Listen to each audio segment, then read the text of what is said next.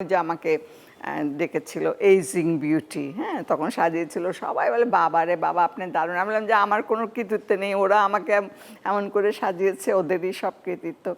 আমরা মানুষ বলে যে প্রবীণ বার্ধক্য, এই জায়গা থেকে নিজেকে গুটিয়ে নেওয়া, অবসর জীবন, সেই সময়টায় যখন মানুষ নিজেকে একটু ডামার রোল থেকে সরে রাখে, সেই জায়গাতে আমরা দেখতে পাই যে মডেল দিলারা জামানকে, এটা জীবন তো আসলে উদযাপনের, তাই না? সেটাই, একটাই তো জীবন, এটা তো আর ফিরে পাবো না। আর আমি যে সময় থেকে শুরু করেছি, এখন আমার এই অভিনয় জীবনের প্রায় 60 বছর পার হয়ে গেছে, আমার এখন 84 বছর চলছে আর কি।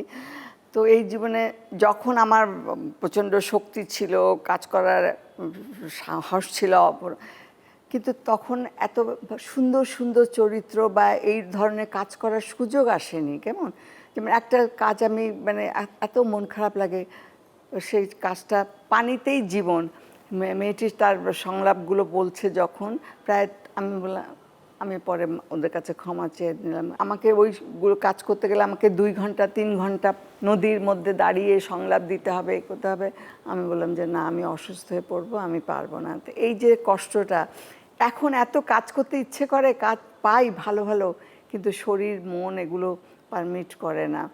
আর এই সময় আমার মনে হয় কাজ করি দেখে ভালো আছি, সবার সঙ্গে থাকি। বিশ্রামের কথা মনে আসে না? যে বিশ্রাম তো আছেই, এখন তো আর আগের মতো অত কাজ করতে পারি না, তারপরেও আর এখন তো অনেক গোছানো হয়েছে এই মিডিয়ার এই জগৎটা। আগে তো শুরু হতো হয়তো ওল্ড টাউনে কাজটা করতে গেছি, এত হাজার হাজার লোক এসে মানে ওদের বাড়ি প্রায় ভেঙে পড়ে এরকম অবস্থা।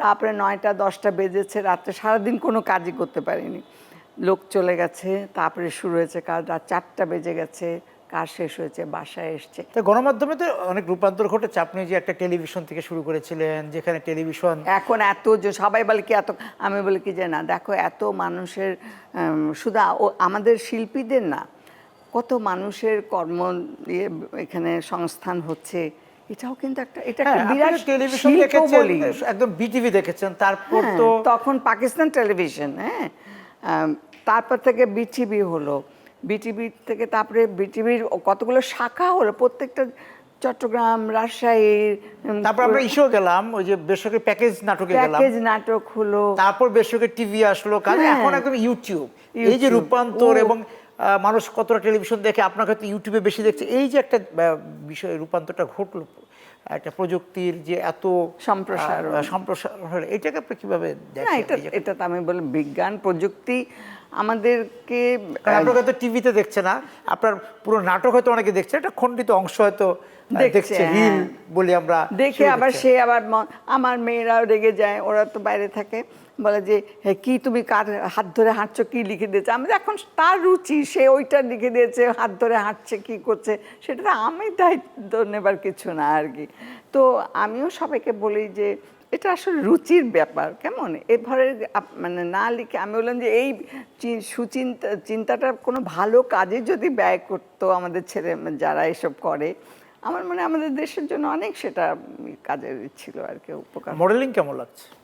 মডেলিং মডেলিং এখন ওই একটা দুটো বুড়ির চরিত্র হলে মানে করতে বললে, যেমন ওই যে আমাকে ডেকেছিল এইজিং বিউটি, হ্যাঁ, তখন সাজিয়েছিল। সবাই বলে বাবা রে বাবা, আপনি দারুণ। আমি বললাম যে আমার কোনো কৃতিত্ব নেই, ওরা আমাকে এমন করে সাজিয়েছে, ওদেরই সব কৃতিত্ব।